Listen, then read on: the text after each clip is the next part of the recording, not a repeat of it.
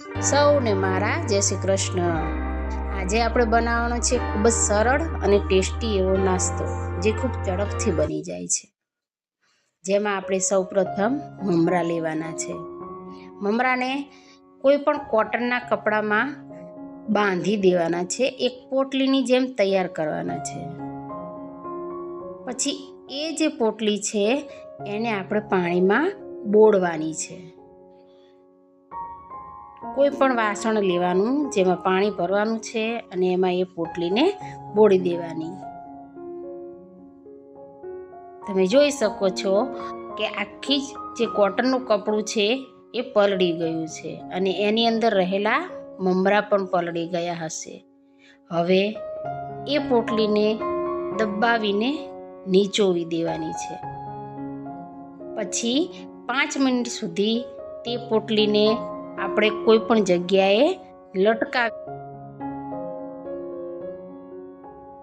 કોઈ પણ એક વાસણમાં આપણે તેલ લઈશું, તેમાં અડધી ચમચી રાઈ ઉમેરીશું, ત્યારબાદ અડધી ચમચી જીરું,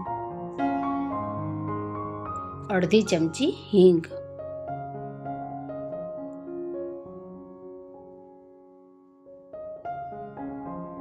તેમાં સમારેલા છે લીલા મરચાં। આમાં આપણને ભાવતી કોઈ પણ શાકભાજી આપણે ઉમેરી શકીએ છીએ। હવે નાખ્યા છે આપણે ઝીણા સમારેલા ગાજર,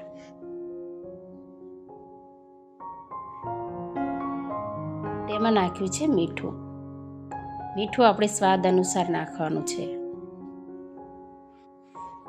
તેને 5 મિનિટ સુધી બંધ કરીને ચડવા દઈશું। તમે જોઈ શકો છો કે શાકભાજી જે નાખ્યું છે તે ચડી ગયું છે। તેમાં નાખી છે ઝીણી સમારેલી કાકડી, ઝીણી સમારેલી ડુંગળી। આ બધું શાકભાજી આપણે આપણી ઈચ્છા અનુસાર નાખી શકીએ છીએ। એક ટમાટું,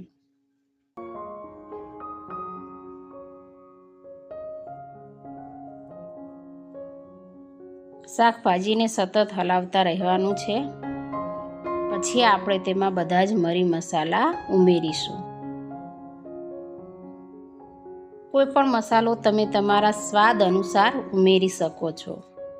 આપણે અહીંયા 2 ચમચી લાલ મરચું પાવડર ઉમેર્યું છે, અડધી ચમચી હળદર, થોડોક ચાટ મસાલો છે। આ બધું ઉમેરીને શાકભાજીને ફરીથી હલાવવાની છે।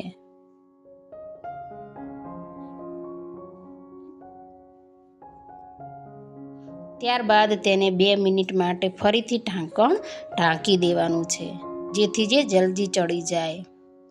હવે આપણે જે પોટલીમાં મમરા બાંધ્યા હતા પલાળીને, તે ખોલવાના છે। તમે જોઈ શકો છો કે મમરા સરસ રીતે પલળી ગયા છે અને આ બાજુ શાકભાજી પણ ખૂબ સરસ રીતે ચડી ગઈ છે।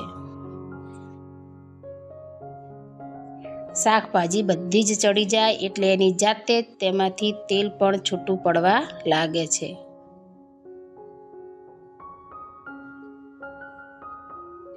હવે જે મમરા આપણે પલાળ્યા હતા તેને આપણે આમાં ઉમેરીશું અને સારી એવી રીતે મિક્સ થાય તે રીતે તેને હલાવવાનું છે।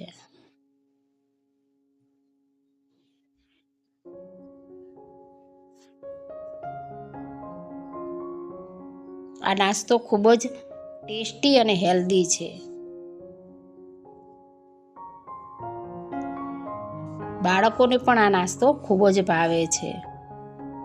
2 મિનિટ માટે આપણે તેને ઢાંકી દીધું હતું। હવે જોઈ શકો છો કે મમરા શાકભાજી સાથે ખૂબ સરસ મિક્સ થઈ ગયા છે।